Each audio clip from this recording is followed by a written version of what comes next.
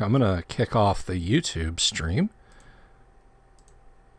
So all four folks waiting over there can. Hey, good evening to you folks. Good evening, good morning, good afternoon, good night. Whatever time it is, we don't care. We're not clock watchers here.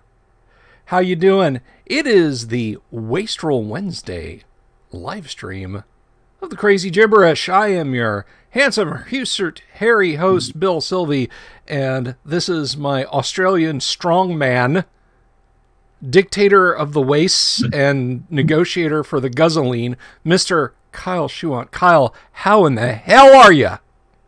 I'm good. I'm here in my gym empire, drinking my coffee.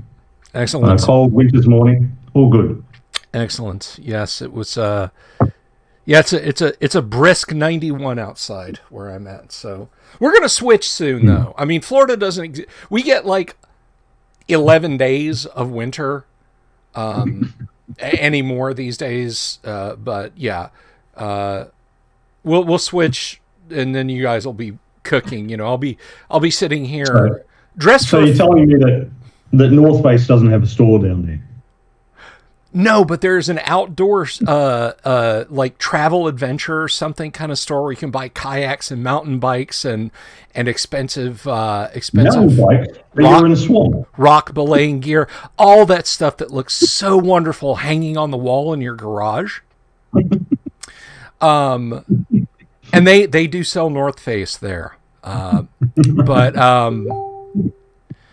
yeah, North Face became famous here because during our long lockdown last year, the state's premier appeared at every press conference. He did 120 daily press conferences in a row, and he appeared every day in a North Face jacket because, that's fair enough. It was cold, but it was often people were trying to discern what was going to be happening next because there were theories that that if he had bad news, that he'd be in his suit.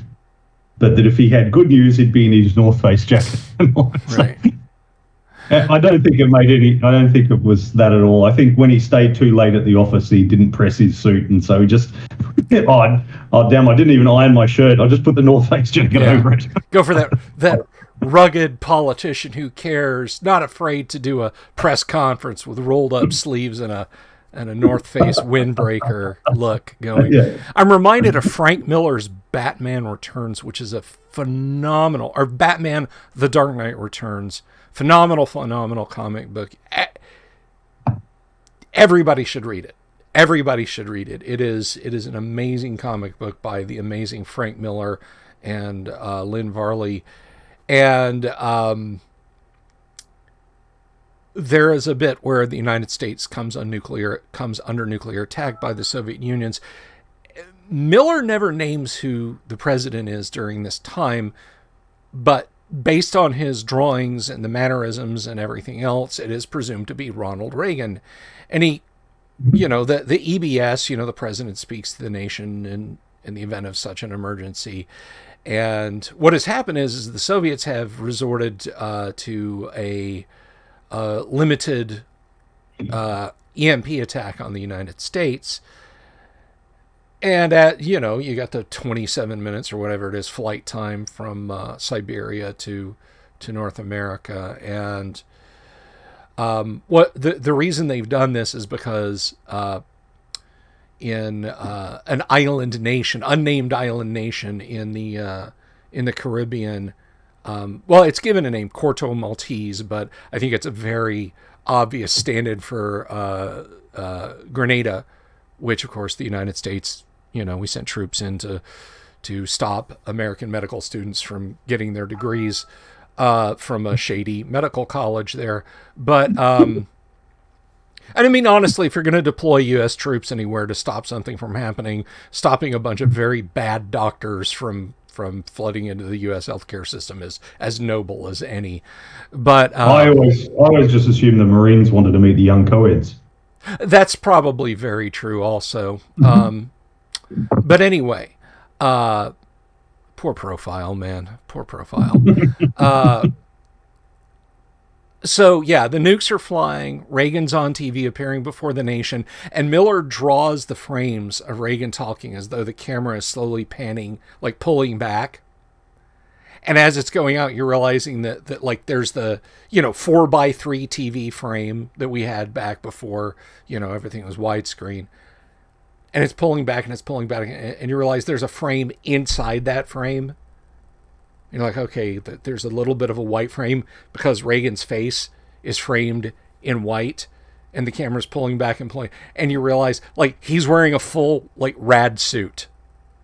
He's got like radiation protective gear on already. And he's speaking presumably from a very safe location or about to go there. So I guess, president is in his North Face, or a prime minister, whoever is in their North Face, sleeves rolled up, gesturing like they like to do, like that. Who is messaging me? That needs to stop immediately. Not that I don't like talking to people. It's just very distracting right now. But anyway, so, president in his rolled up sleeves, looking casual. Everything's okay. President is in his suit. All right, let's stop and listen. President is wearing MOP 4 protective gear. Put your head between your legs and kiss your asses goodbye, boys and girls. Especially if he ends his presidential statement with "Nearer, my God, to thee." Well, there was a wonderful picture of our prime minister taken. So at the onset of this terrible crisis, the premier got together with the prime minister got together with all the premiers. There was an annual meeting called the Council of Australian Governments. Just imagine to imagine the chaos. Imagine your president with all 50 state governors. Okay. In a big meeting. You have a degree of chaos. It's a little bit less chaos because, of course, there's just 6 states and 2 territories rather than 50 states and a couple of territories. A little bit less chaotic, but, they bring all their staffers and everything with them. Anyway, so these meetings, a lot of these meetings, and he said, okay, let's make these a regular thing. We'll call it the National Cabinet. And they liked making it cabinet too because that way all their deliberations could get it kept secret. Normally, the Council of Australian Governments, it's all public. But if it's a cabinet, well, cabinet deliberations are secret, so they could talk freely amongst themselves. And They met weekly. Anyway, they ended up doing this on Zoom, or whatever they use in government, ICQ or something, I don't know. And it's probably a bit high-tech. And there's a wonderful picture of the Prime Minister after one of these meetings, suit, and then down below, board shorts. Plain board shorts. So he's done the same as everyone else does. Yeah. There you go. I'm not sure if you've ever seen it, but there's a rather famous episode of The Simpsons where Bart makes a collect call to Australia to ask if their toilets go counterclockwise when they flush down there. And for the record, I don't care, but if you want to tell the chat, that's entirely up to you. But I was going to take a camera in with me, but anyway, okay. but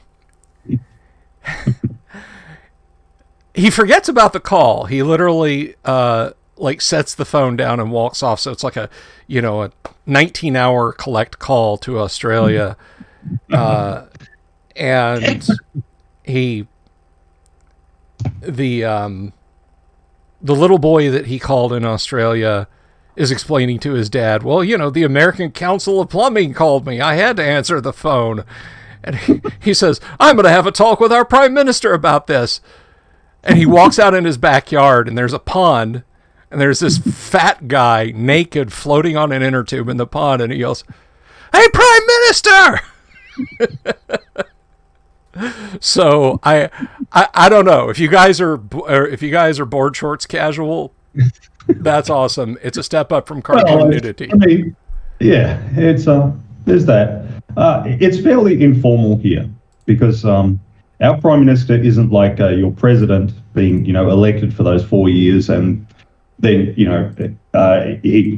has to do something truly horrendous to be removed. Our prime minister is just the leader of the party on the day. Right. They could literally change him tomorrow. His own party caucus. It's just like your House Majority Leader. The House Majority Leader could change tomorrow. But imagine if the House Majority Leader were the head of government as well. I know that's a frightening prospect, but our House Majority Leader right now is not a nice person. We're not going to talk politics. We're just going to talk about your politics, Kyle. Well, we're just talking about the system. And the system. That's the system. And because that person just serves at the pleasure of their fellow members of parliament, they can be removed at any time. So it tends to be a little bit more informal. So, for example, last year, the Prime Minister was spruiking. There was some sort of government funding for building homes, or you could pull out of your superannuation. But I can't remember.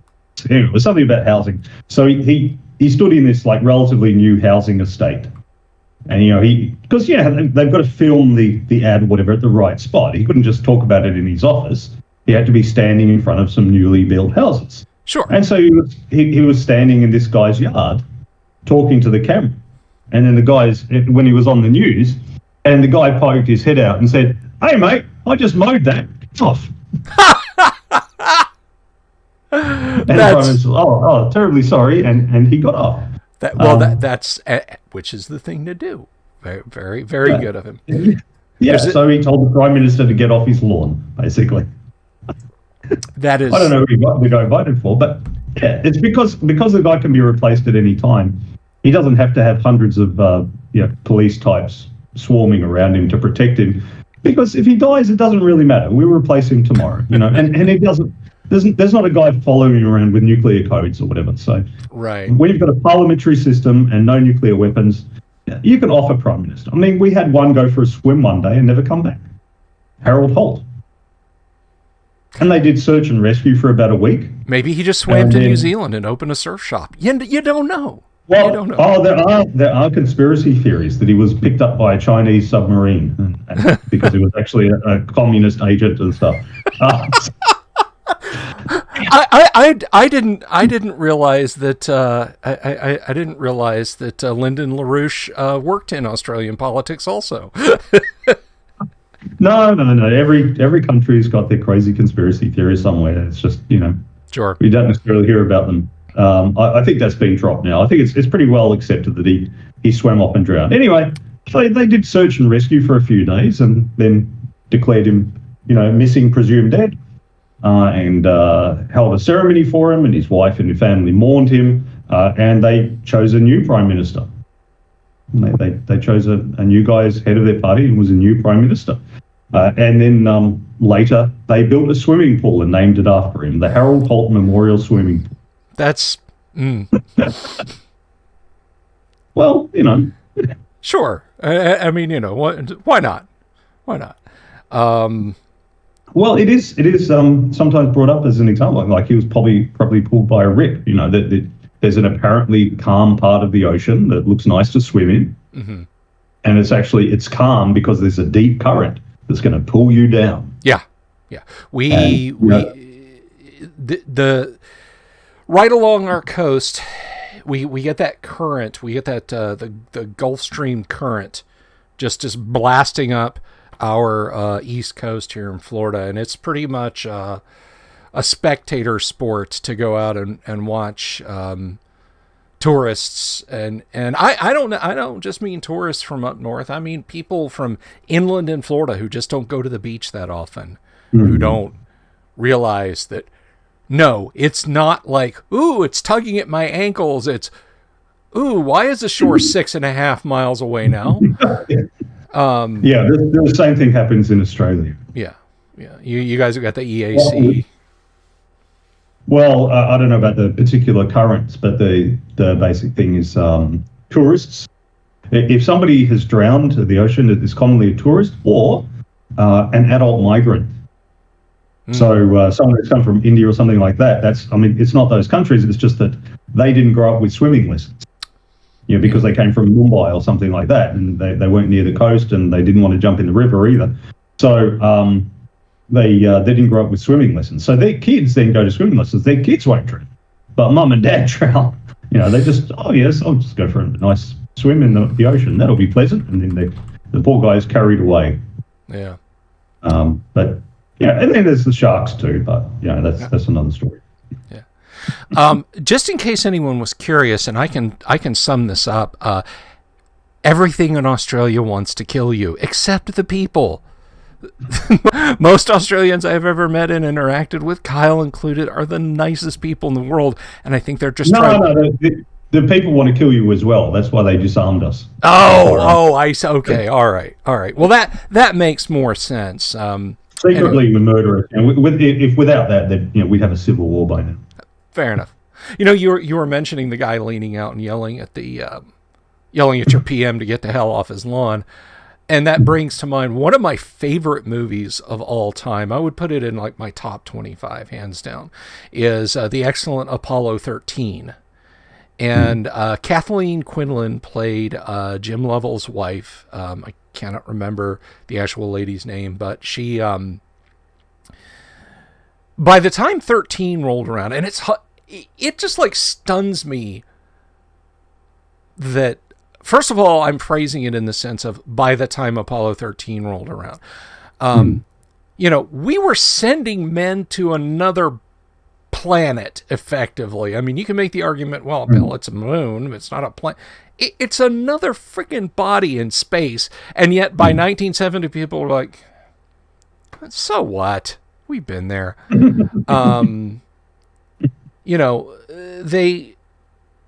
But like they didn't do a live TV broadcast from inside the command module. Well, after they had the service module accident, with the hydrogen or the oxygen tank exploding, of course everybody wants it's. I think the first time someone sat down and squeezed berry juice onto a dried leaf to write, Ugg break leg, Ugg die. There have been, horrible, dirty laundry, if you know the song by Don Henley, type journalists in the 1960s were no better than now. And so the director of public relations at NASA, Henry Hyde, comes to Kathleen Quinlan's character and says, ABC wants to put up a broadcast tower on your front lawn. And she just gives him this look and says, absolutely not. And he says, well, they're asking if, and she just like lets into him and she says, they didn't care about my husband when he was alive. And now that he might die, it's important that they have news cameras. You're not putting anything up. And he's like trying to talk to her, and she finally just stonewalls him and says, nothing's going up on my lawn.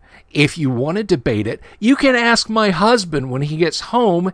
He should be here Friday. And it just like, I wanted to stand up and cheer in the movie theater. It's just such a great, it's, very similar vein. And that's pretty much the truth. She told ABC and NASA PR off and said, my husband will be back and you can argue with him about putting up a TV transmitter on my lawn, but you're not doing it. You didn't care enough when he flew. It's his decision to make. Yeah. But speaking, moral of the story: never trust the news media. Never trust the media. Never trust the media, except us. If you count us as media and not entertainment, you can trust us. We are not hashtag fake news. We are hashtag Dungeons and Dragons. And we're not even hashtags because screw that nonsense. But anyway, speaking of Dungeons and Dragons, in case you guys weren't aware, we have a Discord now. I am sharing that in the chat over on YouTube, and I will share it over on Facebook. So stop on by and say hello, and you can talk to us about the stream we just did, the stream we're gonna do. And somebody asked me today, and I was a little surprised about this, and it kind of caught me off guard because tell me if this happens to you, Kyle. I tend to get a little jaded, or I've gotten jaded, and I've started looking at the world through AD&D lenses, where I just assume that you're in your 40s and grew up playing first edition AD&D. and it's like people come to me now and they're like, yeah, I started with 4th, but it sucks. So I want to learn how to play 1st edition, but I don't have any books. And I'm like, go over to your bookshelf and get your AD&D books. What are you talking? Well, I don't have any. Oh, right. Okay. How old are you? You're 23. Okay. All right. That's fine. So I've had a few. No, that doesn't surprise me because of all the open game tables that I did. Fair enough.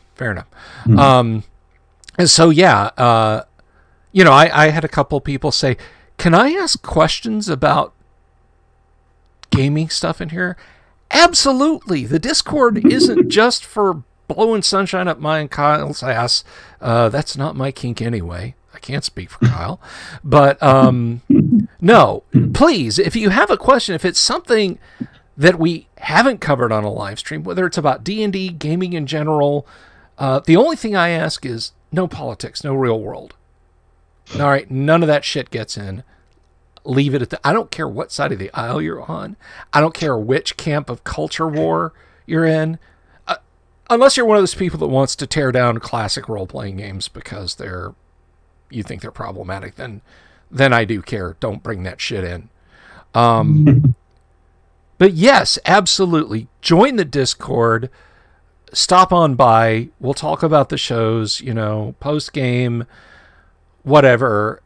If I'm not in and you have a technical gaming question, Kyle will answer it. And if Kyle's not there to answer it and I'm not there to answer it, the response that Kyle will give is just trust the dice.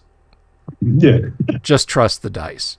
That's what Kyle would say. So if I'm not there, ask Kyle. If Kyle, it makes it easier.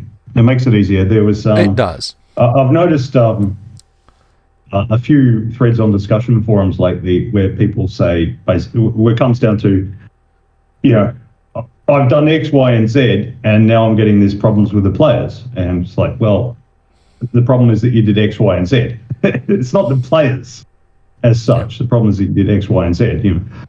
So one guy was talking about everybody trying to make unique special snowflake characters. And that's fine if you have one player, but putting 6 of them together and like these crazy ass dudes, how do they fit together? So what works better is constraints, where you constrain the problem. There's only so many choices that you can make, and they fit together better. Yeah. Second edition's D&D sort of had some choices, but not a heap. Third edition and later, infinite number of choices, really geared to making unique special snowflakes. Mm-hmm. So I just said the solution is play AD&D, first edition, and then you constrain it further by 3d6 in order, choose fighter, magic user, cleric, thief, one of those 4, and just be human and then go for it. Because the context was a newbie players. And I bring it up because I've seen this kind of discussion many times before. The context was newbie players. So if you just trust the dice, you do 3d6 in order, it's very rare for them to qualify for anything other than fighter, magic user, cleric, or thief.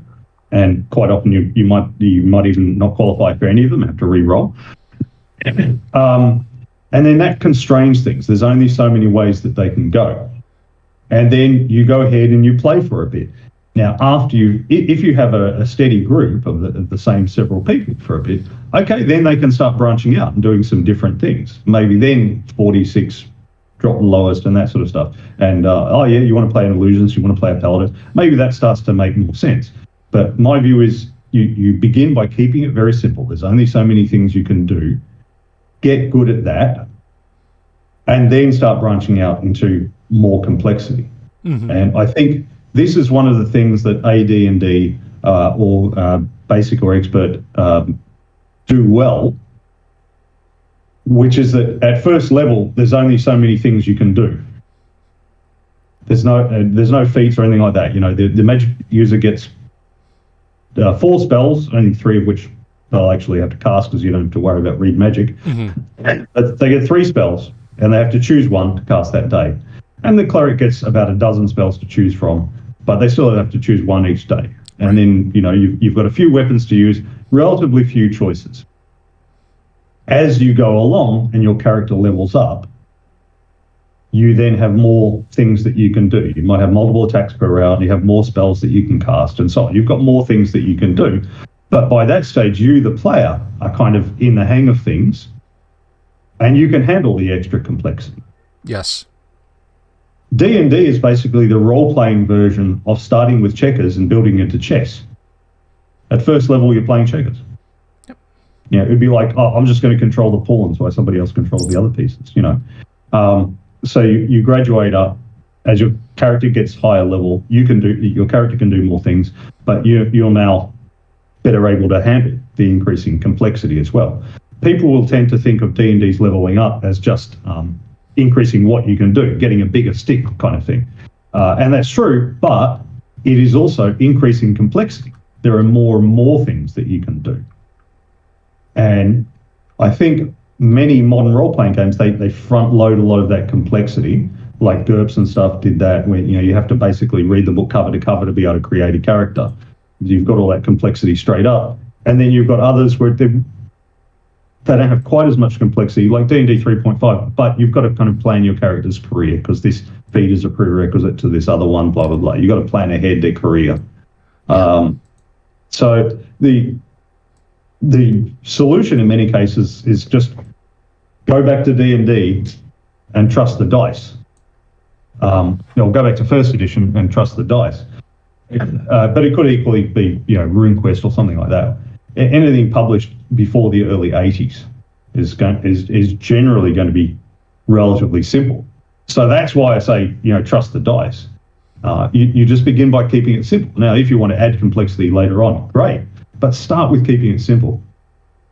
And I'm particularly fond of keeping it simple because of having those 23-year-old gamers show up and they don't know what's going on, and I need them to be able to sit down at the table and just start playing. Need them to be able to do that. And you just can't do that with something like GURPS. And I know because I tried. I was a man in black, so I went around, I gave demo games at game stores and stuff. Mm-hmm. And people were just swamped, basically. They were just swamped.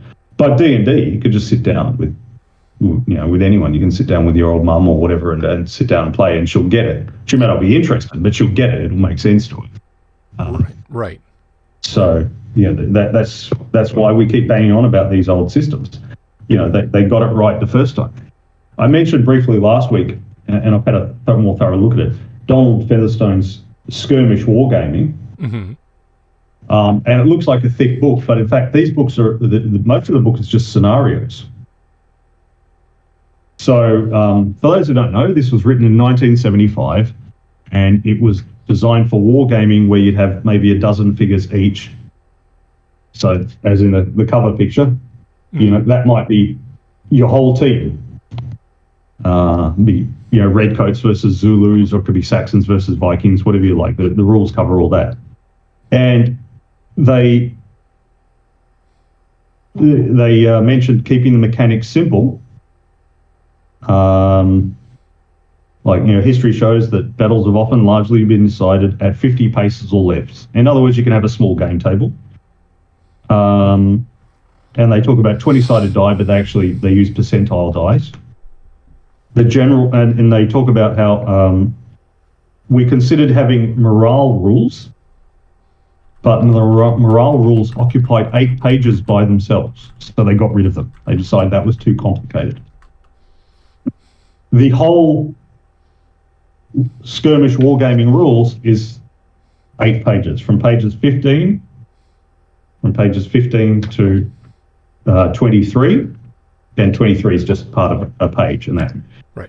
They've got a little chart of you look up the weapon type. So all missile weapons do the same, but the other ones, you look up the weapon type, and you can have melee as well.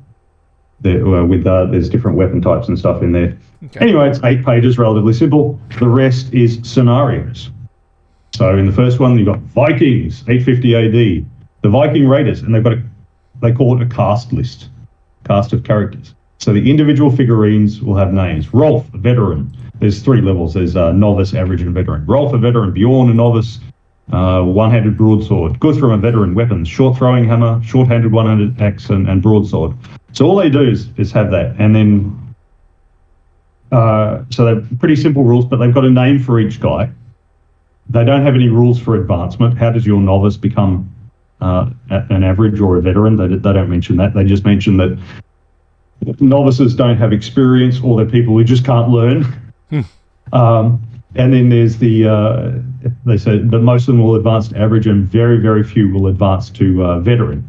And the veteran's a bit of a beast because, like when it's novice versus veteran, the novice has got minus 20% to hit, and the veteran's got plus 20% to hit. So there's a 40% difference. So yeah, the veteran just goes through the guys. So they've got that. And then there's just a few pages where it tells the story. The fresh breeze filled the square striped sail, causing the low-hulled longship to pitch a little. The high bows, shaped to resemble the head of a dragon with its tail raised in fury at the stern, alternately rose and fell. He doesn't even mention the wind, but you can hear it already, can't you? Yeah. You can hear them, but he doesn't even mention it. And then, it's got a little picture of the figurines, the scenario. Nice. But 8 pages of rules, and with this all skirmish wargaming, and like I said, 1975. So it's a great example that the 1970s were a really creative time for gaming. Gygax and Anderson weren't the only ones coming up with things. There were a lot of ideas being tossed around. They all suffered the same thing of having kind of feature creep, like the famous game Squad Leader, written in the 1970s, and then that became Advanced Squad Leader, and there were more and more supplements put out for Advanced Squad Leader, and it just the splat book below, it's exactly the same in wargaming as in there. We used to have a huge, it was like a gaming superstore, and it's diminished quite a bit. But there was a section of the store, about a chest high on me pegboard, entire row, or half a row. The point is, it was about probably 20 feet of shelf space that was nothing but ASL supplements. Just ASL supplements. Now, I have Avalon Hill Squad Leader somewhere out on my shelf of bookcase games that I have out in the other room. I mean, and it's like your average Avalon Hill bookcase game, It's about 2 inches deep, but 8.5 by 11. I've looked at the rules. They fit on, I think, 12 pages, 16 pages, something like that. It's not pick up and start playing in 20 minutes like original D&D would be to a novice, but it's certainly not the beast that it became with ASL. Yeah. I mean, ASL didn't suffer feature creep so much as ASL suffered like feature Normandy invasion. Yeah. Well, that's it. I mean, and it's just fan service stuff because, most of this stuff just gets bought by a small number of people, and they stick it on their bookshelf and they never use it. And what we were interested is in actually gaming. Yeah. We would rather actually game with BX than, not game with AD&D and all the splat books ever written for it. Yeah, exactly. I mean, if you said, I'll give you 20 linear feet of Pathfinder or 2 inches of hell, I'd even say Holmes basic D&D and throw in a handful of low-level modules to fill out the remaining space. Which do you want? I know which I'd take. I would take Holmes basic D&D because I'm never gonna friggin' touch the Pathfinder stuff. Never. Yeah, setting aside the merits of the individual systems and that, it's just a much higher barrier to entry.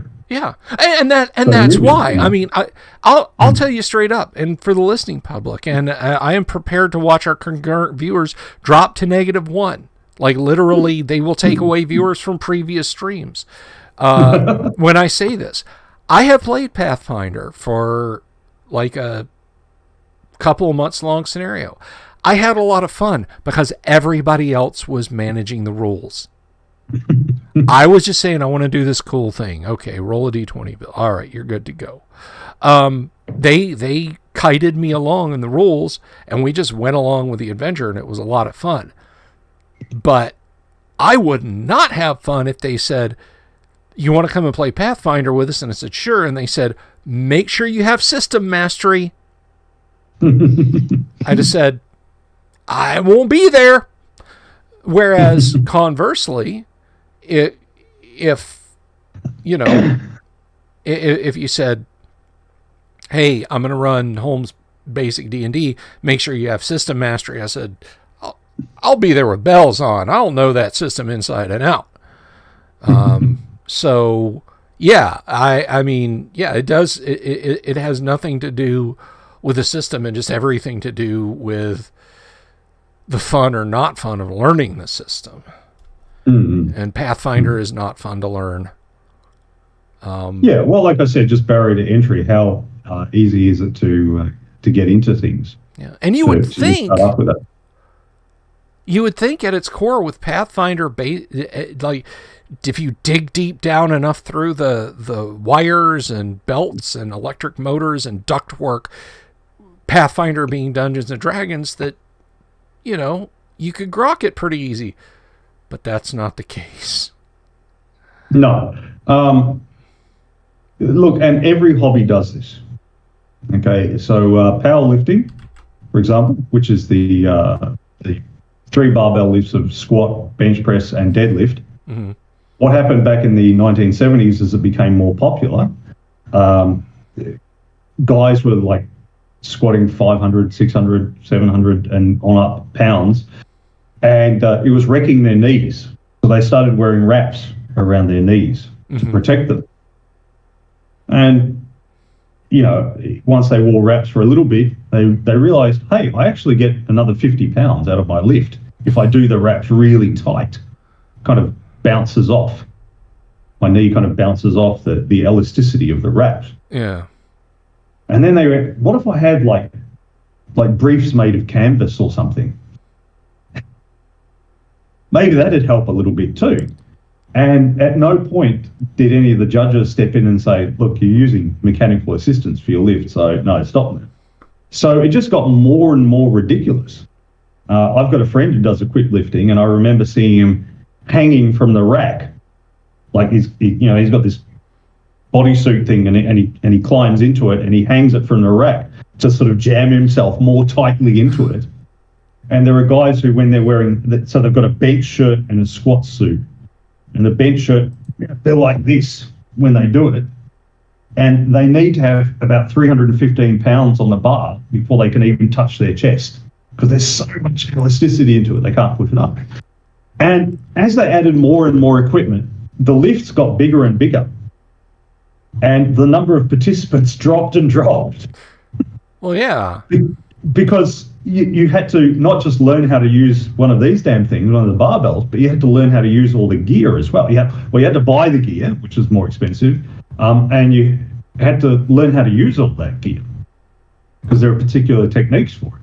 And then you had to find somebody who could teach you how to do that as well. So I think, and then CrossFit came along and they just started doing the lifts, and it was immensely popular. And so powerlifting reintroduced, they called it the classic division. And so now the classic has gone up, and the equipped has dropped right down, and hardly anyone does equipped anymore.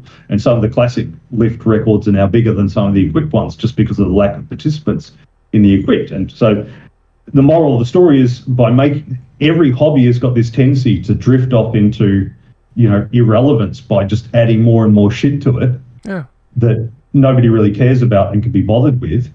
And then somebody else comes along and says, let's make it more accessible. And then that just takes off, and the other one drifts off into irrelevance that nobody cares about. So, and I tell you, it happens everything.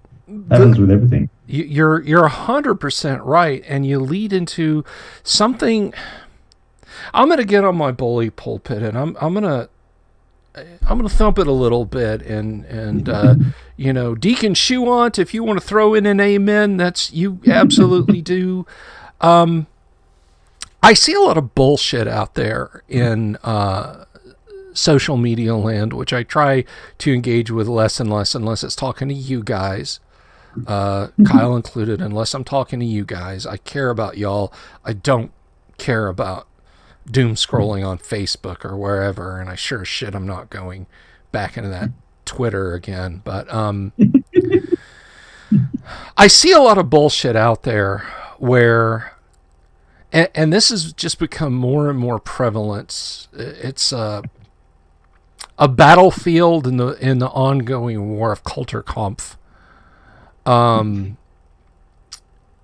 whereby guys of older editions, and this plays into what's new in gaming news a little bit too, and I'm going to touch on that in a second. Fans of older editions of D&D, and I mean even 4th edition, okay? I'm willing to include them in this side of the argument. You get this pushback of, don't you dare gatekeep. Don't you get, okay, all right, look, I want to play AD&D. My game is set in Greyhawk. Would you like to sit down? Sure. Okay, great. All right, Kyle, you're playing a fighter with all 10s. Gotcha. Okay.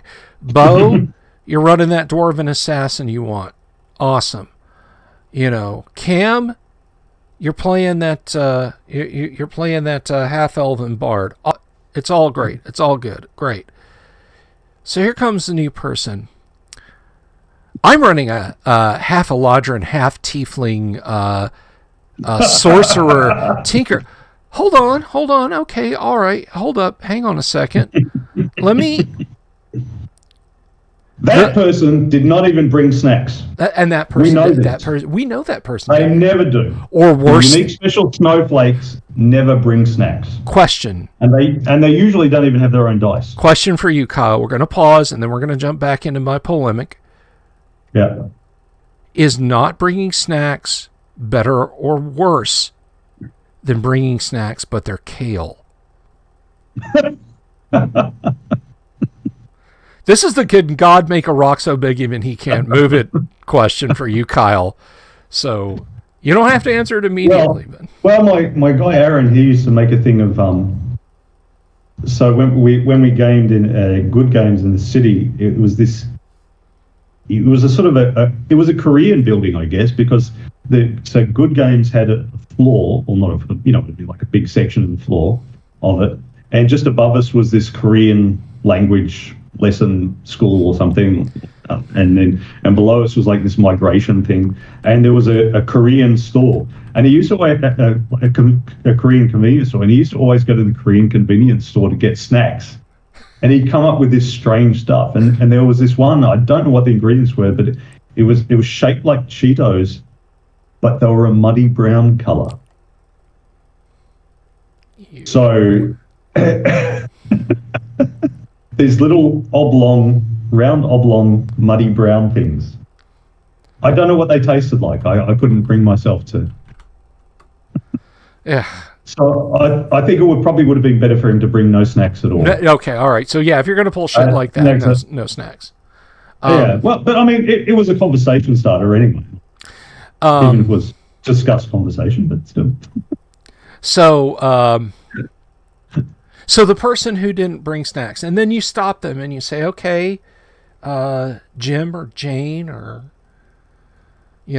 whoever, we're playing in Greyhawk. It's set in 579. It's, here are your options. And,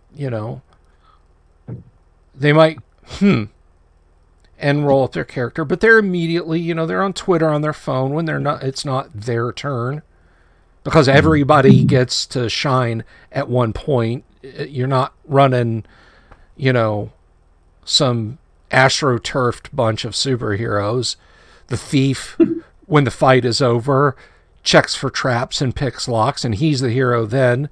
But then when the wandering monsters come in, the two fighters get to shine. And then when the fight is over and the thief's still picking the lock, the cleric gets to shine because he's healing people. And a couple of ghouls just wandered into the room, and he turns them.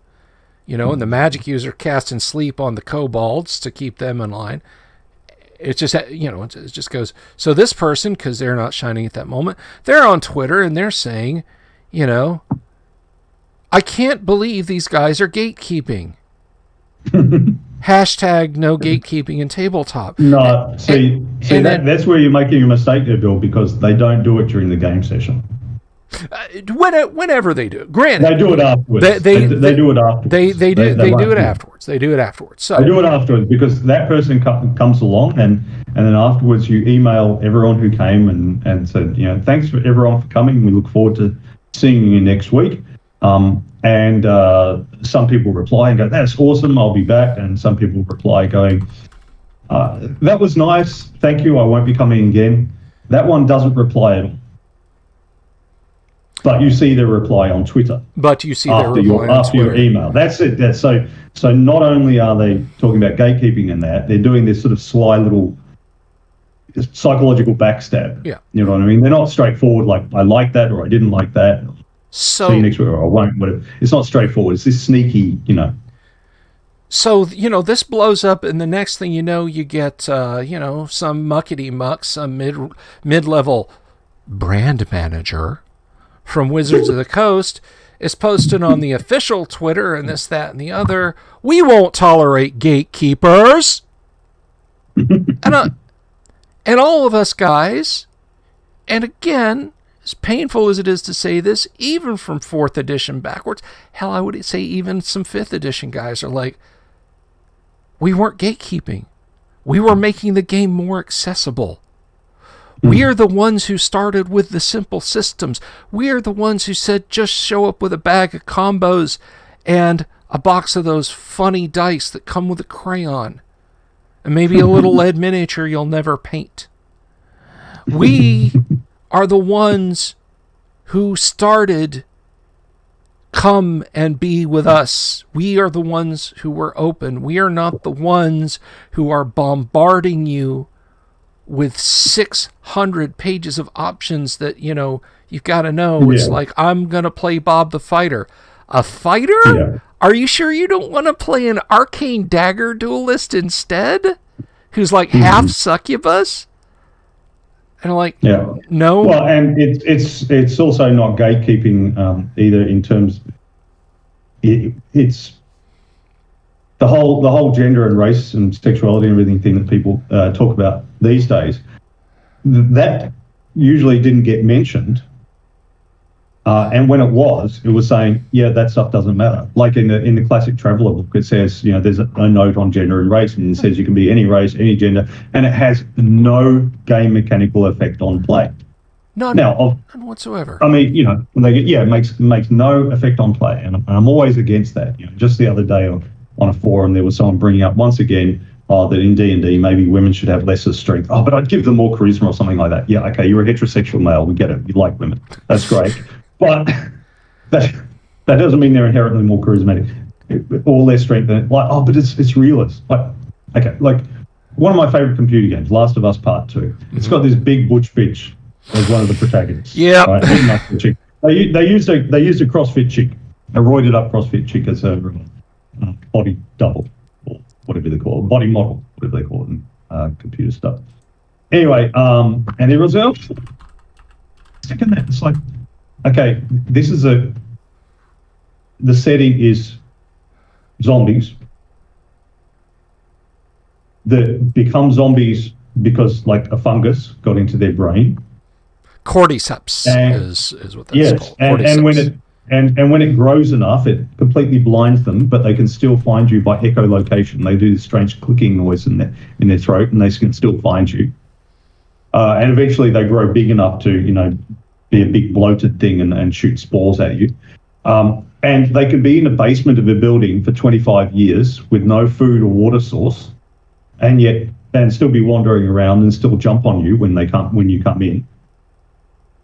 Oh, and by the way, when this fungus appeared around the world, It appeared rapidly, but even though it tends to kill the host in that, and you can shoot these guys, it didn't get contained. Everything just collapsed. Everything fell over.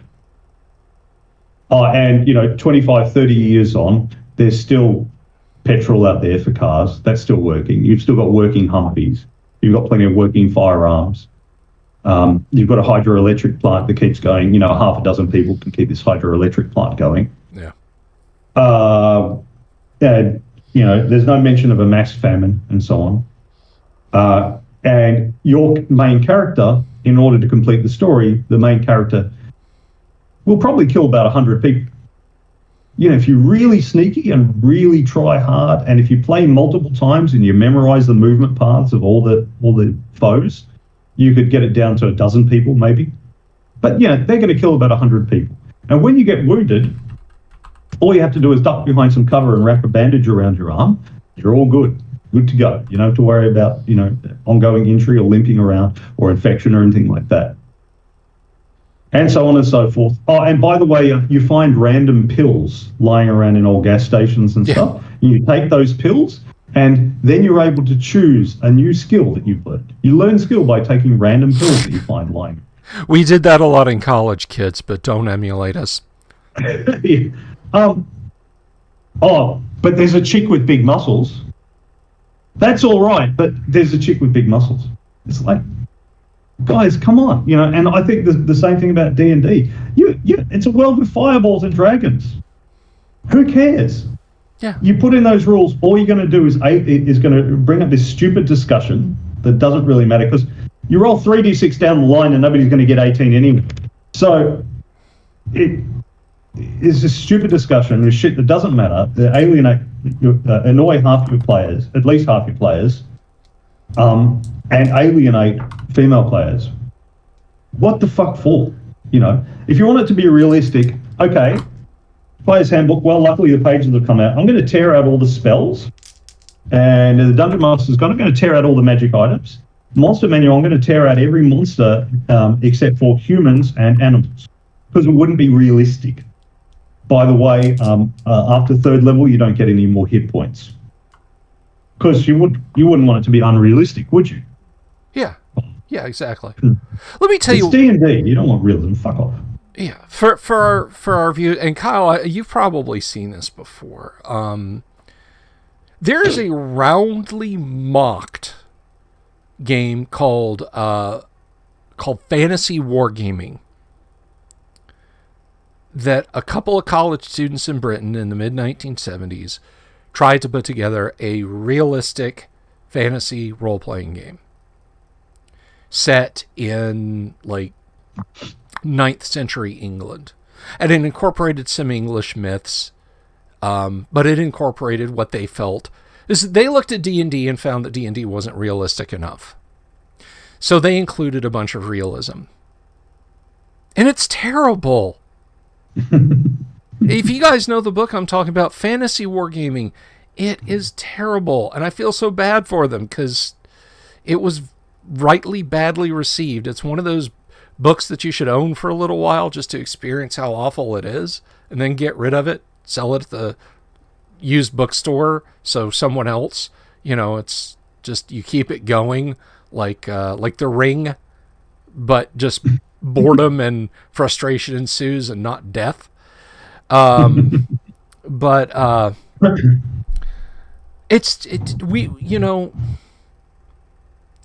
don't drag that stuff into the game. And the people who rail about things like that, they didn't want a game.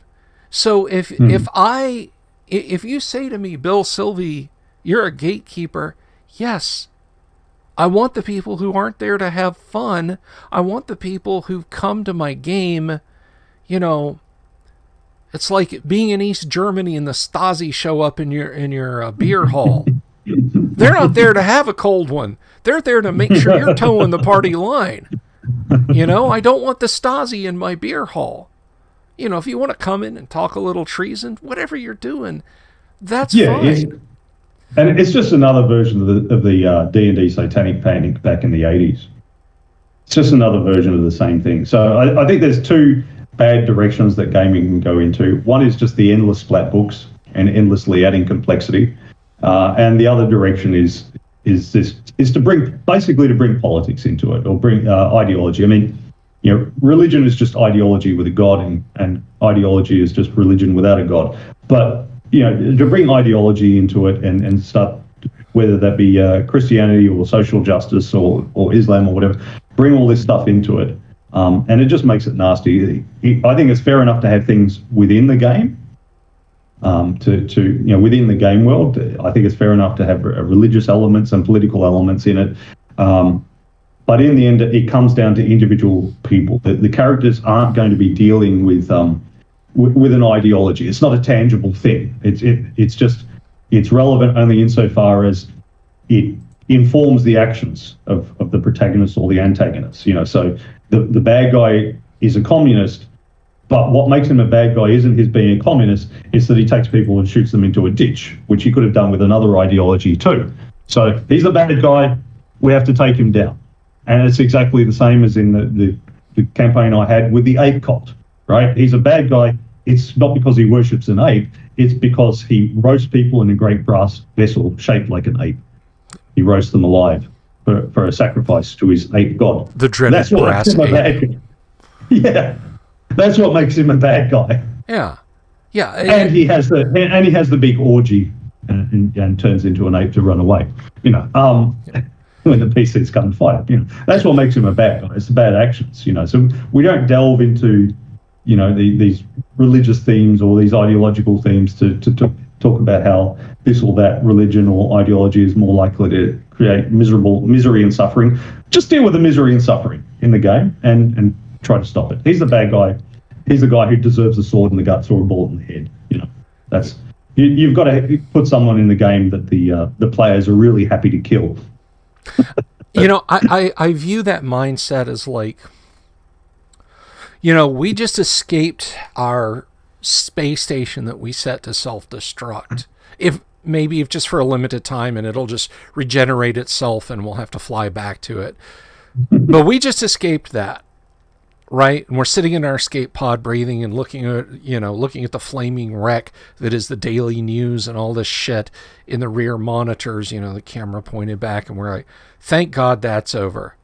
And then nowadays, we've got some lunatic sitting in the crash seat next to us, cradling a freshly hatched chest burster. Why did you bring that? Why did you bring that into our escape zone? Well, we need to face the reality that chest bursters exist. You can't just walk away from it. Everything is xenomorphs. Everything is xenomorphs now. Guys, Bill was ranting at me the other day about this. I rant at Kyle a lot. He has to put up with a bunch. We're talking about zombie movies and stuff. And so, Bill, lay out. There's a zombie apocalypse. What do you do and what do you not do? You're the leader or one of the leading people in a little settlement, walled settlement, protecting you from the zombies. What do you avoid doing? Like, for example, somebody might be infected.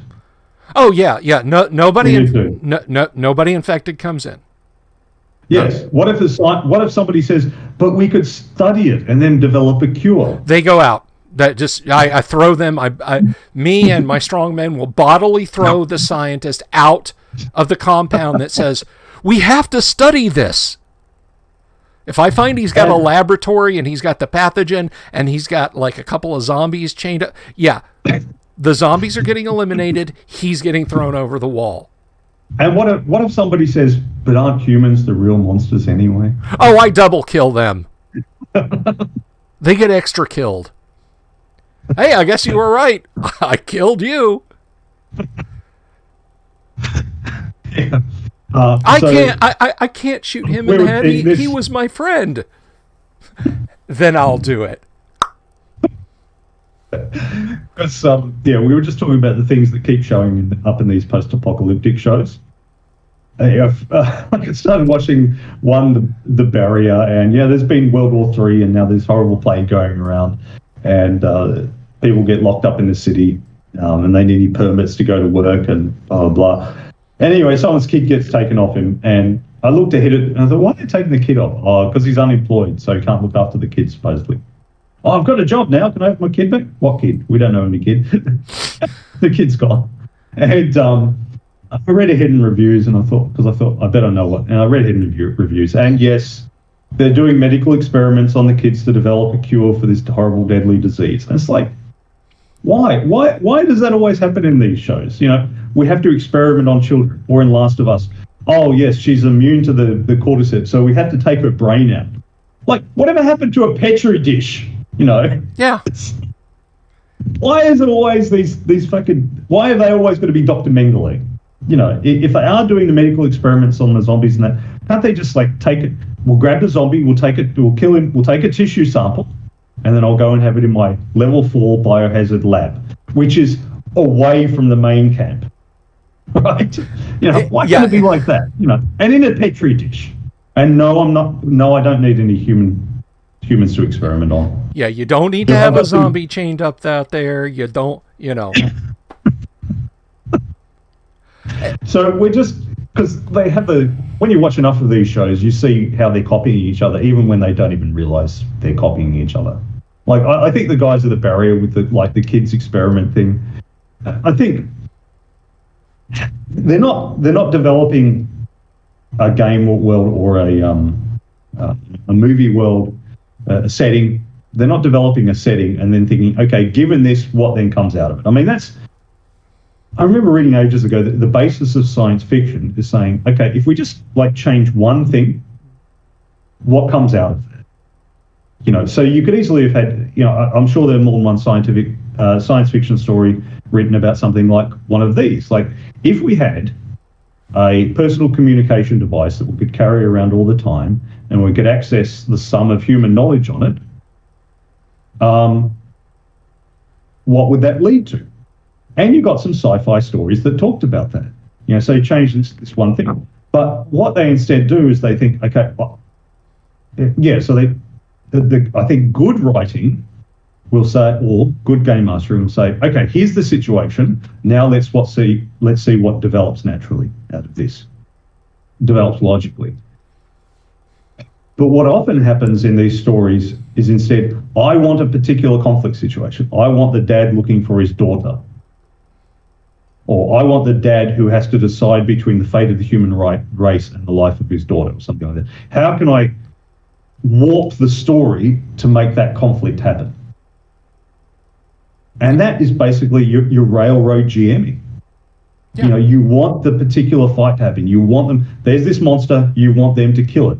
And sometimes it's not only do you want them to kill it, you want this guy to kill it with this sword, rather than just, you know, they figure out some plan of their own. I don't think that's the best practice for game mastering. I think the best practice is to create to create the game world and you know, there are inherent conflicts within the game world because not everyone wants the same thing. Some people want different things, and they can't always work out how they both get those different things. So they end up being, you know, I'm going to win, but you're going to lose. Tough luck for you. And then the players get to decide if they're going to interfere in any of that. Yeah. You know? Yeah. So I think that's the best practice. And I think a lot of TV shows and books would be a lot more interesting if they had that mindset rather than, I want this scene to happen. How can I warp the story to make this scene happen? Exactly. Because it leads to this strange shit, and it leads to them unconsciously copying each other. So once again, there's children having medical experiments done on them and that. No. You know, it's interesting you bring that up, and I'm going to touch on that, and then we've got a couple questions in the chat, and I don't want to miss our chat questions because you guys are why we're here. I have an element, a plot element of my AD&D game that I've created, and it is a little, to steal one from your vocab list, Kyle, a little Thespy. And I'm walking a very fine line with it because I want to see how the characters are going to react to this gambit that I've extended, this NPC. But I don't want to make her the focus of the game. I don't want it to become Bill's storytelling about Jane, the Type 5 demon who through magical means became lawful good, and you guys are now going to experience that story and interact with things the way I want to. But at the same time, I don't want to be like, okay, this is a cool thing, and just put it on the party's inventory of NPCs that they know. So it can be a very, very fine line as a game master to do that. But one thing I'll tell you, if you're starting out new and you feel that draw to create a really cool scenario that you just know the players are going to love just being a part of, don't. Yeah. Go with simpler themes first. Kill the goblins, stop them from burning the town down. Fight the bandits, stop them from robbing people on the highway. Rescue the king's daughter.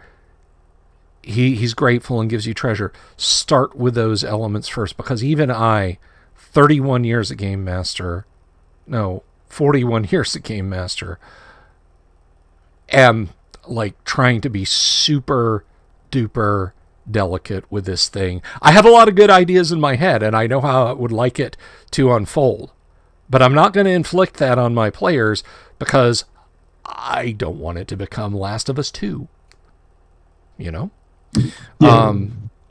So questions we have actually from let's see, Damien X247. Apparently he came out of the factory right after X246, just before X248, says, thoughts on books like the Tome of Battle. Now, Damien, I think you're talking about Tome of Battle, I think was a 3rd edition floppy splat book that came out. I feel, this is just my 2 cents, in the context of AD&D, I think, and understand, it's a game that there are no feats, you know, and I get it if newer players are like, yeah, but if I'm going to do something that looks cool, I want something that's got, you know, that's going to reward my pizzazz. I think as a game master, if you want to take ideas from books like that of what will look cool in the theater of the mind, they can be a good source of inspiration.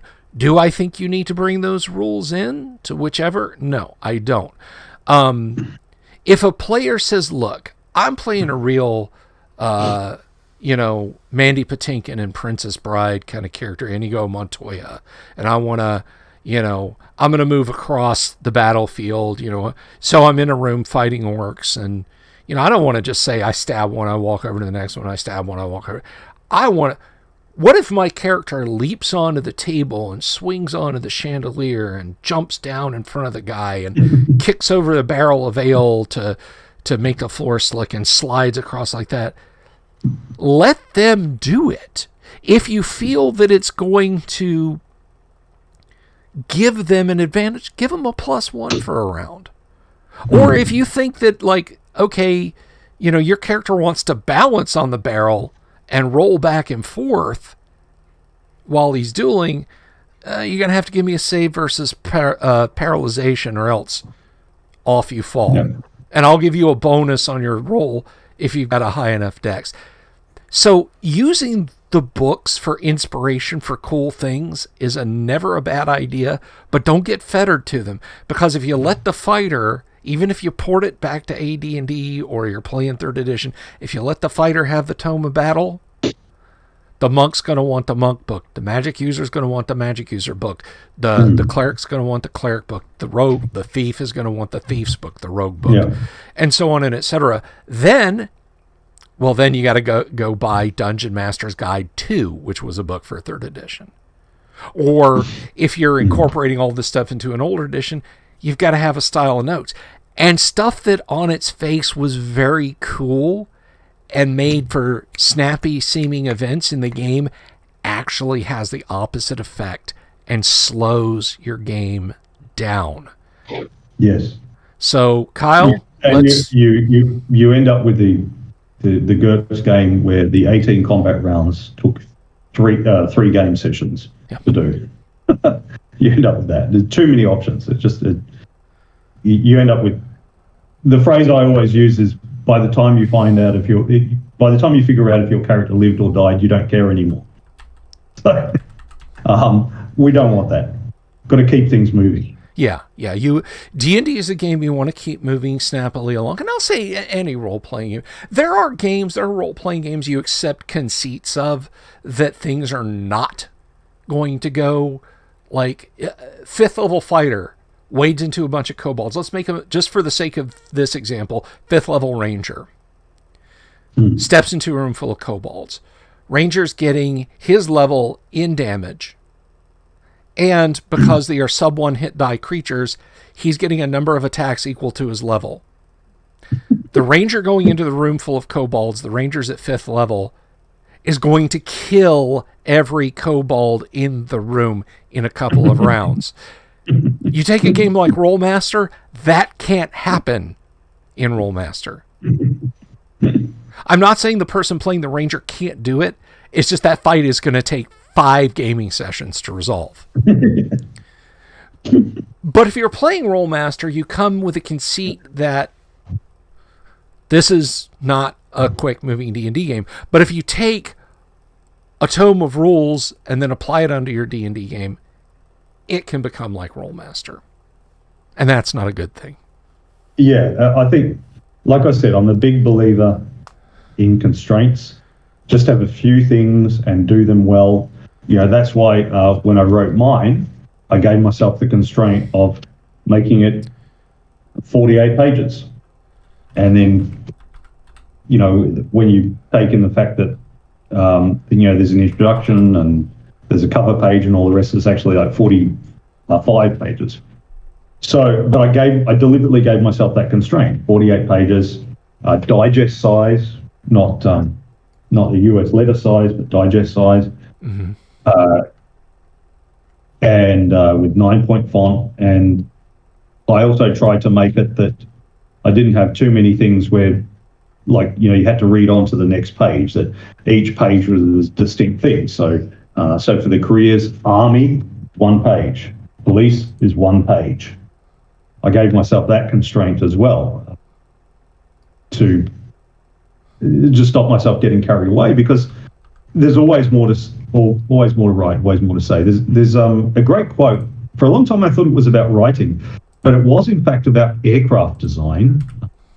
Some guy, forgive the horrendous pronunciation, but Antoine de Saint-Exupéry, who said, "A thing is perfect not when there is nothing left to add, but when there is nothing left to take away." I think the same is true of writing or game design. When there's nothing left to take away, that's when it's perfect. Not when there's nothing left to add, because you can always add something. Yes. You can always add something. And so that's why, I say, 3d6 down the line, choose one of the 4 character classes, roll your starting wealth, buy your gear, hire any NPCs you need. The dungeon is just outside of town. Let's go.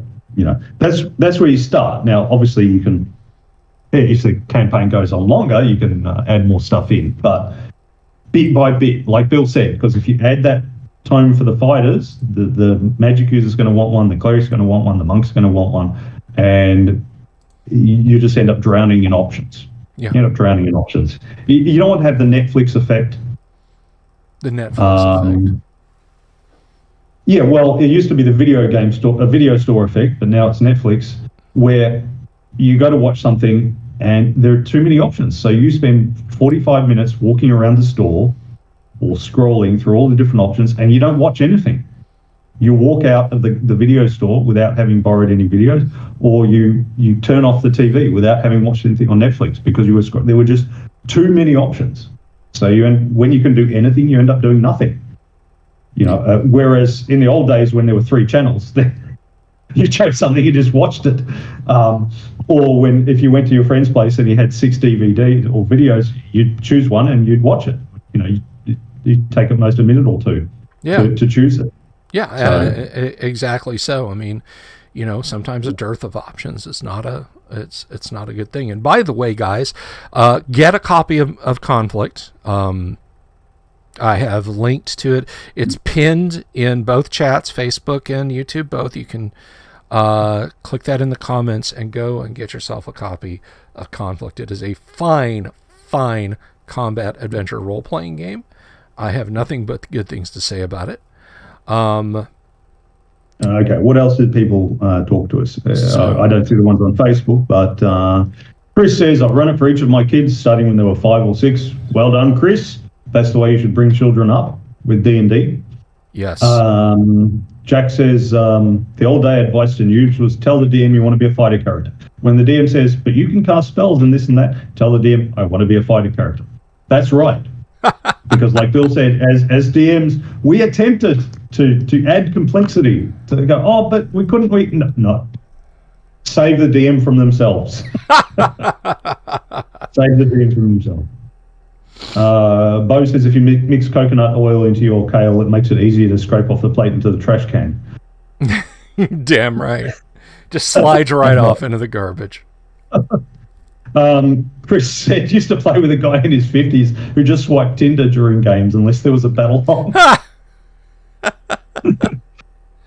Chris, are you saying there's action on Tinder for guys in their 50s? That was for young people. I'm just getting this. No, anyway. Easy, boy, easy. Who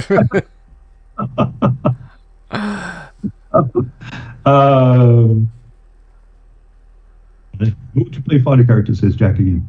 Rob Coppola says, I have that book, The Highest Level of All Fantasy Wargaming. Yes, No, yes. Fantasy wargaming, the highest level of roleplay. God, it's Jack not says, good. says, Player's Handbook, page 7, paragraph 4, last sentence. Enjoy for this dream. This game is what dreams are made of. Yep. Damn right. A-Week says, I haven't heard of that one. I only hear Mockery of Fatal. Yeah. You need to read around more widely, A-Week. There's lots of games out there to mock. There are. You can look up John Kim. So Kim, that very common Korean surname. He is of Korean heritage, an American guy.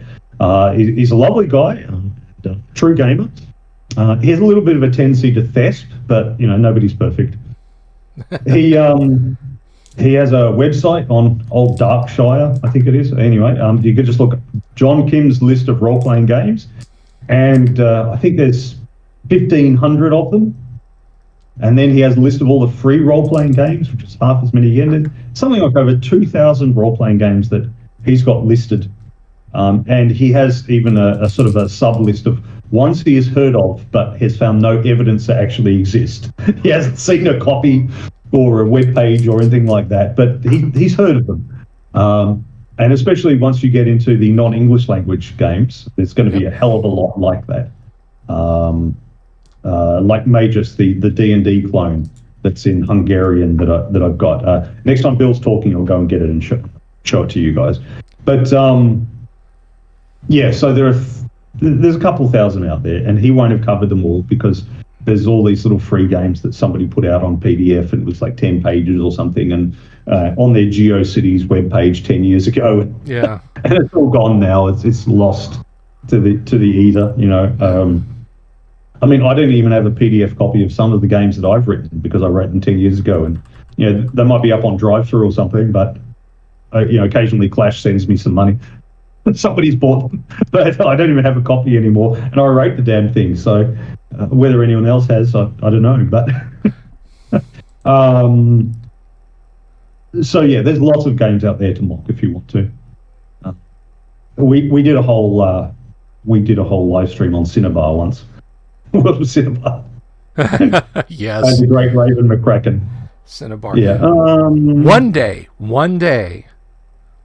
If it's if they tell me, look, Bill, you have stage 8 pancreatic cancer, you're going to die tomorrow at noon. If on that particular day I come into possession of a copy of Realm of Yolmi, I will take one of those 12 hours in live stream about that sumbitch. Realm of Yolmi will be mine one day, and we will talk about it on this stream. All right, you talk for a minute. I'm just going to go and get Magus. All right, Kyle's going to go get Magus, which I think, I could be wrong about this, but I think that Gabber talked about Magus a little bit. I think he did. So anyway,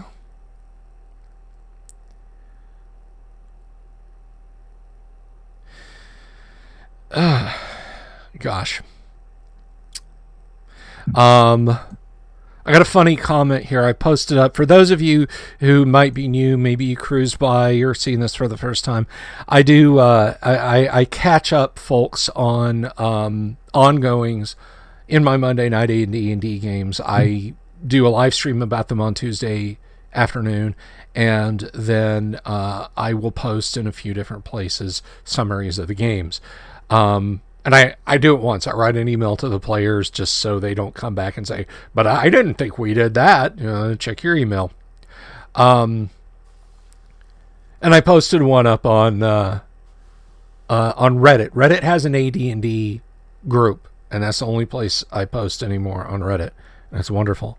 And someone responded to that. And I just saw this pop up in my email notification about this past week's game, where basically week before last, the party spent the entire session fighting a very high-level magic user who brought the pain. He was really planning on slaughtering the party. It was a long, protracted fight. So this week, they looted his the Master's Chambers. And somebody responded on Reddit to my summary of this week's game with, because I didn't make it easy. I wasn't just like, all right, yeah, he's got a bedroom. There's a bowl full of gems. There's a chest that probably has gold in it. And there's a big, heavy spell book on an altar thing. No. No. This guy made sure that if he died or had to retreat, people were not going to have an easy time. So there was a temporal store. The chest was a temporal stasis mimic. There was just this decorative pillar in the room that had some treasure in it. Was a what do you call it? A will-o-wisp was hiding in that. There's a temporal stasis red dragon's head mounted on the wall that would breathe fire and would bite attack, but they hit it with a high enough dispel magic roll that it got switched off, basically. So they basically spent the whole session inside a room where everything was designed to kill them. I call it the Australia Suite. And so yeah, this guy's response after reading my post was, gosh, I need to do a better job of languishing in a whole session where the players have to deal with everything protecting the big bad guy's treasure after they defeated him. I love it. So this is Magus. So my good friend Aaron gave this to me. I don't understand a word of it. It's in Magyar. And he tells me that, so he was born, was it 1979? So his early years were under communism in Hungary. And he said there were photocopies of D&D circulating around. It wasn't forbidden, but it just wasn't available. Western books and goods weren't available. You were allowed to wear blue jeans, they just weren't for sale anywhere. Likewise, D&D. So he said there was these, it was the guy who had a photocopy of the Dungeon Master's Guide was, had high social status amongst the geeks because he could actually play. And he said they tried to play, but and then after the fall of communism, there was an economic collapse and that, so stuff still wasn't available. So he said this created a little gap in the market where people could make their own versions and bring them. As well, D&D hadn't been translated into Magyar or any other East European language. So this created a gap in the market where the locals could create their own versions, and Magus was one of them. This was published in 1993. The introduction says, Gopriot 1987, blah, blah, blah. And then it says Magyar AD&D. So I think they were saying AD&D didn't appear in Hungarian until 1987. It was probably a bootleg copy. If I can just interject real quick, in Gabor's interview, if you guys missed that in Kyle, I don't know if you watched the whole thing. I thought this was kind of funny because he's Gen X. He's Gen X enough, He's in his early 40s. I asked if, having grown up right at, both the peak and the nadir at the same time of communism in Eastern Europe, was it like a no-no to own a decadent Western role-playing game? And in Hungary, he said the State Bureau, who's in charge of deciding, what entertainment literature gets published, they disallowed the publication of RPGs because they looked at them and said, nobody here is smart enough to understand this. His words, I'm not making fun of Hungary. I think that's the East European sense of humor. We had the satanic panic in the West where parents were like, our kids aren't smart enough to know this isn't real. In Hungary, in Eastern Europe, you had the government saying, our kids aren't smart enough to know what this is. So you can see that they've chosen a similar kind of layout to old D&D. The similar kind of illustrations. Yes. They've got the charts, which have got the grayscale, the grayscale band to make it clearer which row you're looking at. Characters. I guess the character class Gladiator is fighter of some description. They've got an illustration on just about every page. Illustration on just about every opening of pages. Mm-hmm. Could be a quarter of one page, which has got an illustration. Right on. Yeah, I don't know. This might have been just the template that they had when they were laying it out in 1993. Would they have done it on computers? Maybe not. Yeah. Again, it's a quarter page illustration, so it might have been just the way they had the plates made. It'd be interesting to interview the writers one day. I don't even know what it says, but that's got to be spell list. Yeah, that's got to be spells. And interestingly, like you see the pages coming out, it breaks away from the spine exactly the way the old D&D does too. Looks to me very much like a dungeon. Yes, there's your sample dungeon. And I think we all know what this is. Yes, indeed. It's your character sheet. Permission to photocopy granted for personal use only. Yep. But at least they did an index. Now, Aaron tells me it's all Munchkin-y and power gaming is not very good. But he's even got his old character sheet there, which I've no idea what it says. It's got because not only do I not read Magyar, I certainly don't understand their abbreviations. And it looks like at some point he graduated to D&D because he has a human male paladin with 1811 strength. Really? A little Munchkin-y there for you guys, isn't that, Kyle? Yeah. Well, it must have been when he was playing in Hungary because he's got notes in Hungarian. Ah, okay.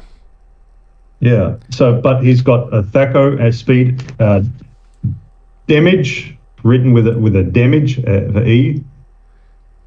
What else did he got here? I've never looked at this one. So this is his character sheet. This is character sheet for mages. See, so I would be surprised, unless Gabor is watching, I would be surprised. There's some other character sheets here too. But yeah, I would be surprised if anyone other than Gabor has ever heard of this game. So, how many pages have they got?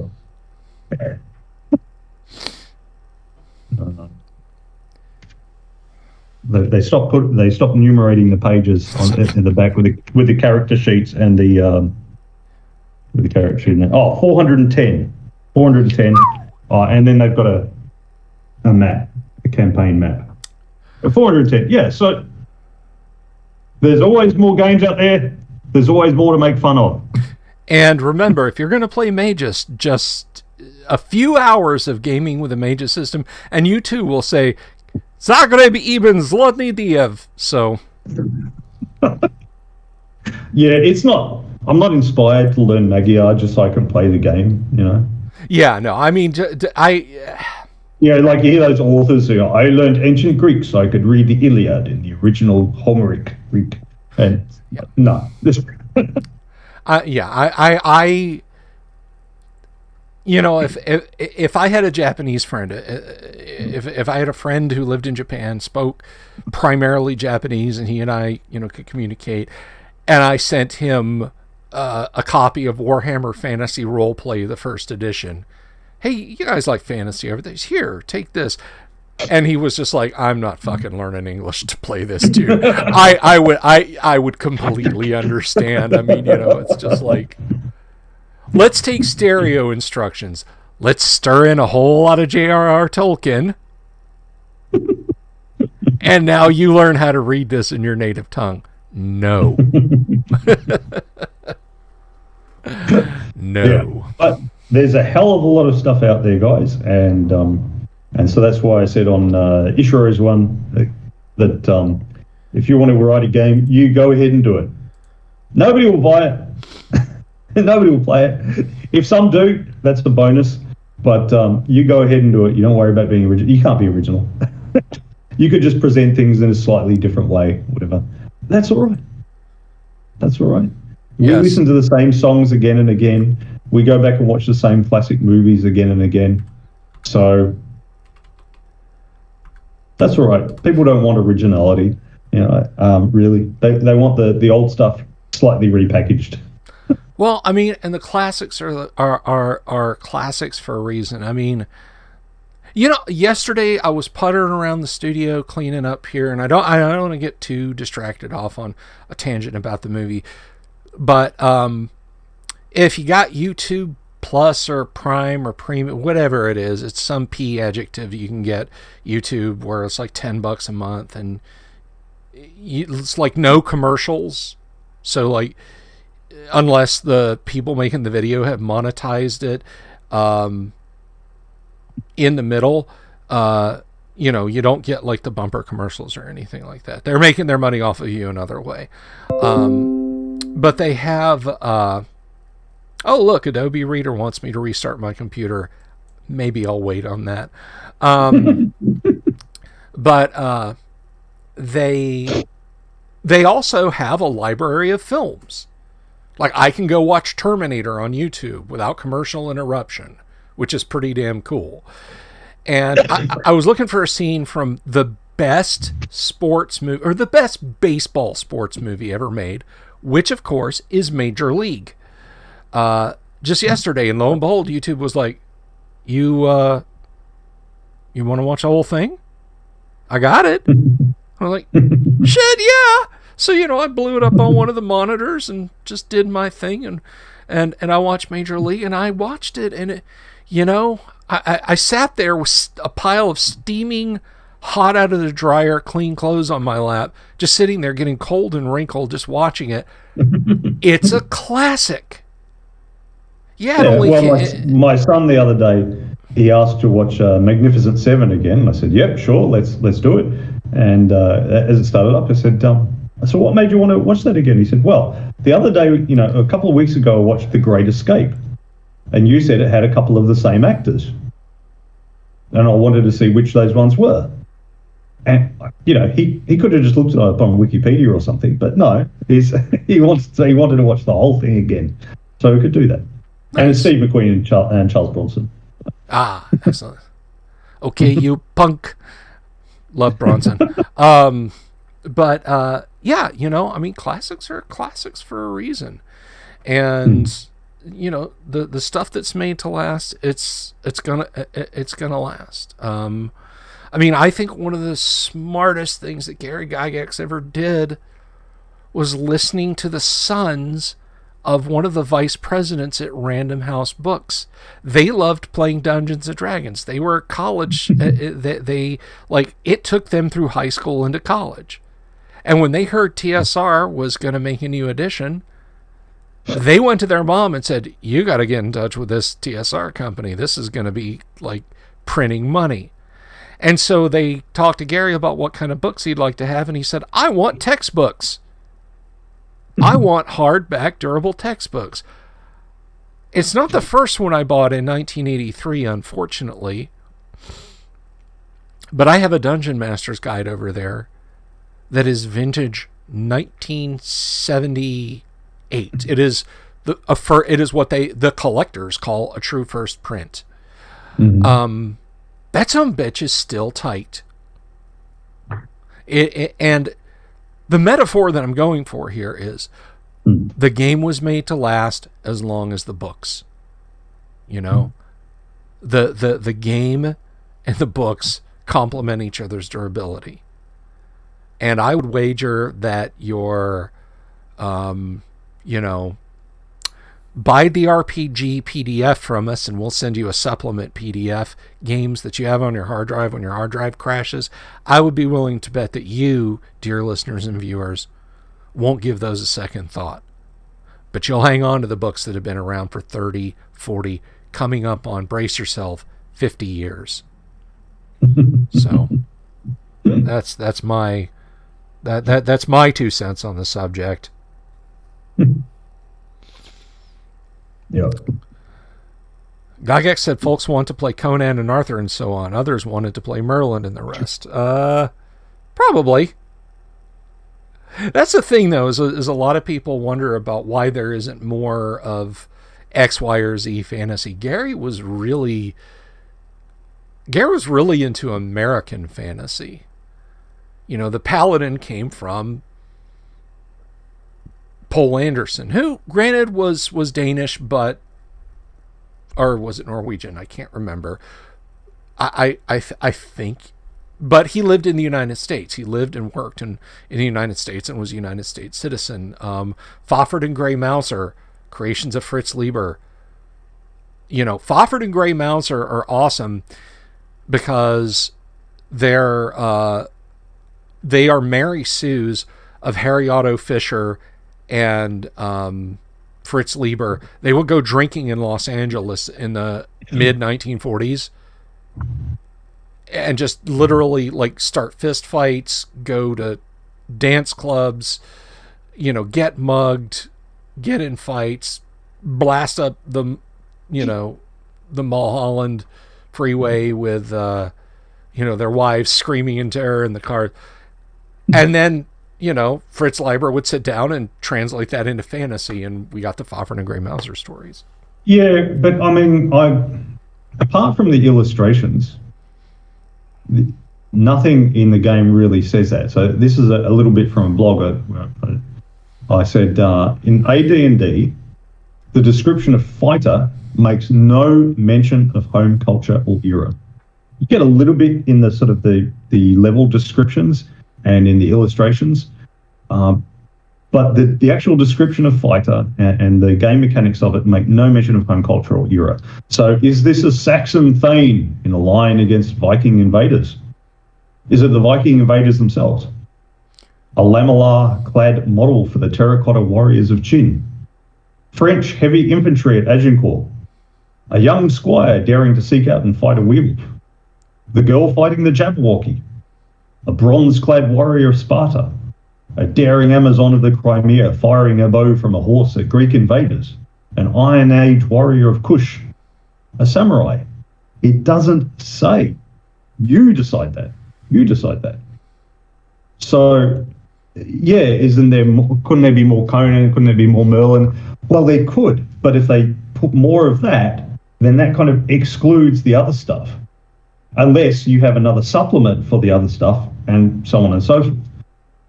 How about instead of 100 splat books, you just put the bare bones there and then it's up to the players and the game master how they flesh it out.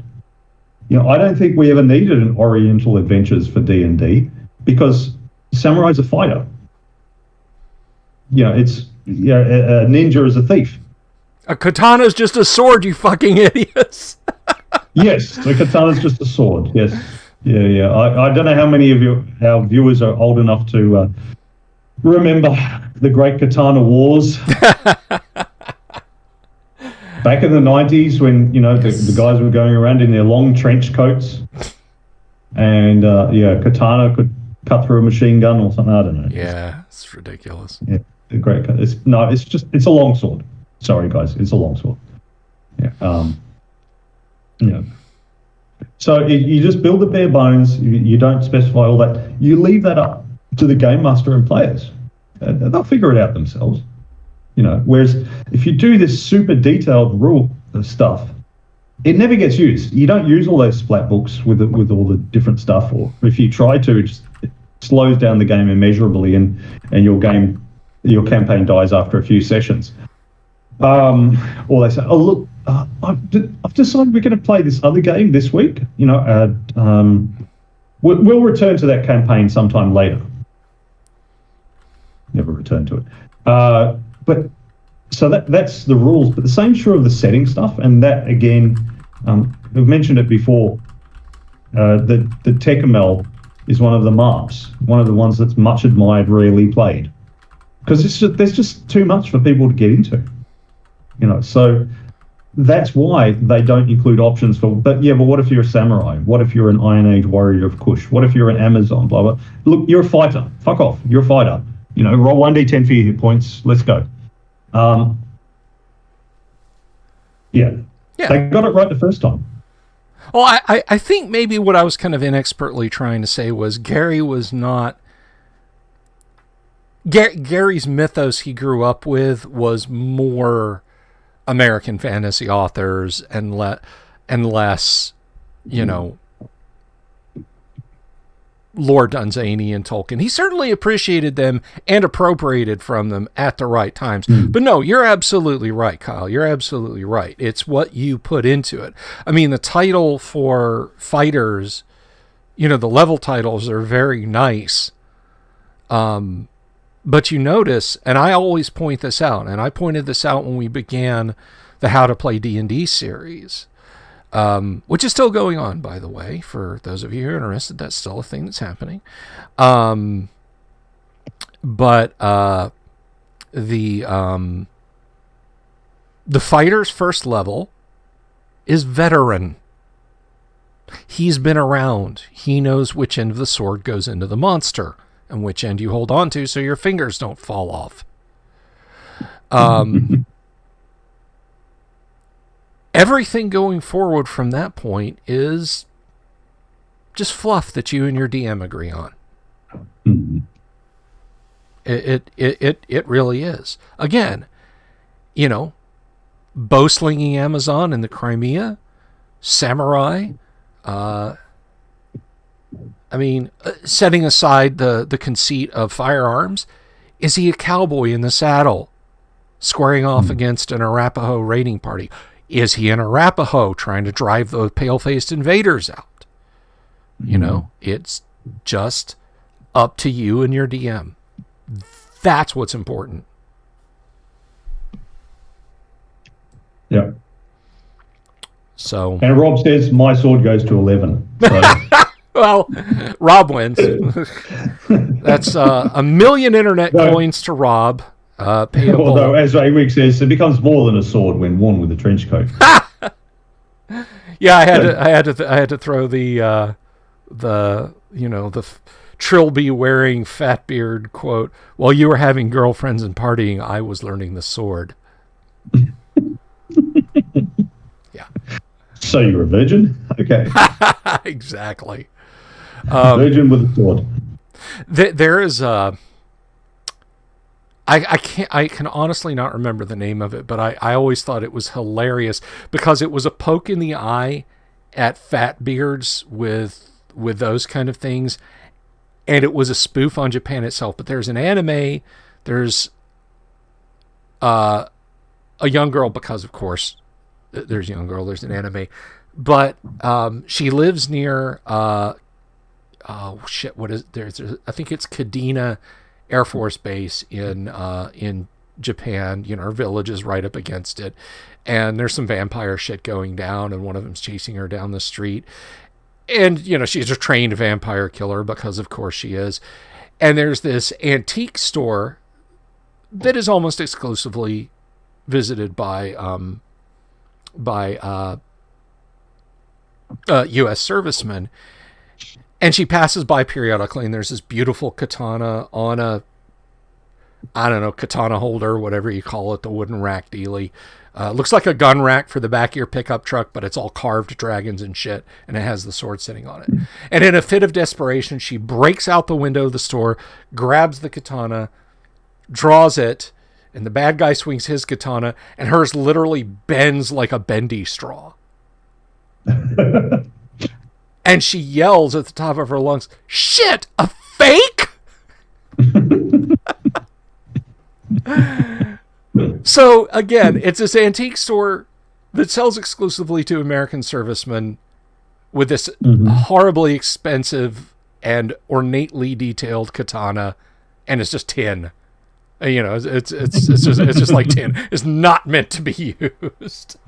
The forerunner of the mall katana. Thank you, A-Wig. Yes, Blood, the Last Vampire. You know exactly the one I'm talking about. It's a fun one. It's a good one. It's nice because they don't like, the creators did the whole thing almost in like a sepia tone, but it's not to the point where at the end you feel like you got to put eye drops in just because everything, it's very desaturated. That's a term, desaturated, but fun stuff. Just call it a sword stand. Okay, it's a sword stand. Sword stand. I'm going to have a bad guy in my AD&D one day have like a rack he keeps his magic staves or swords or whatever in that's just like a hollowed out dwarf. Just like a dwarf he killed and had hollowed out. Like the old elephant foot umbrella stand. Exactly. That's exactly what I'm talking about. Just, you know. Hang on a second. Let me get my walking stick. Oh, that's funny. You got that carved to look like a dwarf. Sure, if that's what you want to go with. The dwarf beamer. Yes. Bo says, the trucks in Japan. Yeah. One of the trucks and racks in the back window. Well, probably in the movies. There's always a lot more action in the movies. Yeah, we watch the Japanese movies, and apparently they've got the highest crime rate in the world. So, exactly. I mean, you know, if we go by like, oh shit, what was this? It was a Ridley Scott movie. It was beautiful, but it was very vapid. It was called Black Rain. It was like Blade Runner, but without any cyberpunk or good plot. You would just believe that like the whole country is essentially in the grips of the Yakuza. Like, you know, our airplane will be landing in Tokyo. Please prepare to cut off your small finger. Wait, what? You know? Yeah. It's not like just the action movie. I've been watching a great action series, a Korean one called Vagabond. Ooh. And in every episode the guy gets into a foot chase. Every episode. He sees a bad guy, he's like, "What? He runs off and chases the guy, and then the guy jumps on a motorbike, and the good guy keeps chasing him, and you know, running along Moroccan rooftops and that sort of thing. You know, it's like he's essentially the Korean Jason Bourne. You know, he's constantly running along. His character's meant to be a stuntman, and so he that's why he has a particular set of skills. He knows how to drive and run and jump off a building and land on a moving vehicle without actually killing himself. So he does all that, and you think like any one of those incidents on there large parts of it would be filmed on people's mobile phones and uploaded to the internet, and that guy couldn't lay low. You know, if that guy like even leaves his apartment, someone is going to recognize him.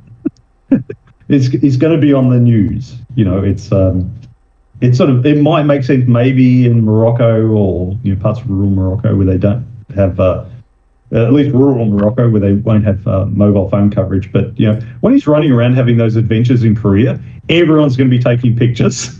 Oh my God, yes, they're going to be doing. And everyone's going to be known. They're going to be doing like, I'm looking for this guy, and people think he's dead, but he's disappeared. No, someone will see. No. It's going to be great. I tell you, the only movie that's ever done that, and this just like blows me away. Where it's like, you know, you watch a Bourne movie, and it's like, You know, we had to do 20 hours of digital rendering and rematching, but we got a corner of his face on a bank camera that was actually picking up the reflection of a truck's bulbous side mirror. No, fuck. This is after year 2007. There's going to be cell phone everywhere. A guy pulls out an MP5 and starts blazing away and uses his motorcycle as a melee weapon. And then, you know, like, does the chubby checker twist with his knees on a guy's neck and cracks it so bad it like his head spins around twice. Everybody's going to film that. And it's going to be up on the internet. Just like that. One movie. I've seen one movie that did that right, where the bad guys found something out and it put the good guy's life in danger. And it was the most silly, fun movie, and I haven't seen it in a while. I need to go back and watch it again. Is Kick-Ass. Kick-Ass is about a kid who suffers nerve damage when he's beaten up by a bunch of bullies, and he can't feel pain anymore. So he becomes a street-level superhero. And he beats up basically a bunch of mafia thugs and gets real popular. People put it on MySpace. That's how long ago Kick-Ass came out. They put it up on MySpace. And the bad guys are following him on MySpace. They're like, and even the old mafia don's like, why are people filming this instead of stopping him? But it's on the internet. But I have never seen an action movie since. James Bond, I don't care who's playing James Bond. The conceit with James Bond is that it's always been whoever's playing James Bond at that point. That they're their own fractional universes splintered off. You know, it was always Roger Moore, it was always Sean Connery, it was always George Lazenby, and so on. After the last after the last Pierce Brosnan James Bond shouldn't be unknown. You know, I mean, well, it was never that stealthy. He tended to just introduce himself to people. So but he was never that sneaky anyway. Okay, there's fat American tourists everywhere. We go everywhere, all right? None of your cultural beauties are safe. We're coming for you. You know, Bond could be like, you know, Daniel Craig, James. I can't do a Daniel Craig, but I can do, you know, I can do Sean Connery. You know, I have to go to the casino and face Le Chiffre in a game of baccarat. He would get like 5 steps outside his car, and some doofus like me and my wife and my kids would fly up to him, phones in hand. Oh, Mr. Bond, I saw you on CNN the other day. Can you do the line? Let me get my camera up. Oh, no, let me get it turned around so it's on selfie. Can you do the James Bond thing? Can you do... It just wouldn't happen. So that's a belief we have to suspend, unfortunately. It is. Oh, my goodness. James Bond accosted by tourists. MI6 agent plans foiled by tourists on Champs-Élysées. Hell, I recognized him from the internet, says Idaho resident Bob Smith. Yeah, I do wonder how real intelligence services handle that nowadays. It would be very, very hard to... they just spy. They just spy on our cell phones. they just, you know. Yeah, but I'm sure there's still people out in the field, like talking to people and stuff. I'm sure that's happening as well. But so I wonder how they, you know, with all the biometric passports and all the rest, it must be a bit harder these days to just get around and be the grey man and not be noticed. Probably like the SOCOM guys in the highway ambush in Sicario. They just point guns at all the civilians' cars and say, "Don't fucking look at us," and then drive off. Yeah, but the civilians will be going. Yeah.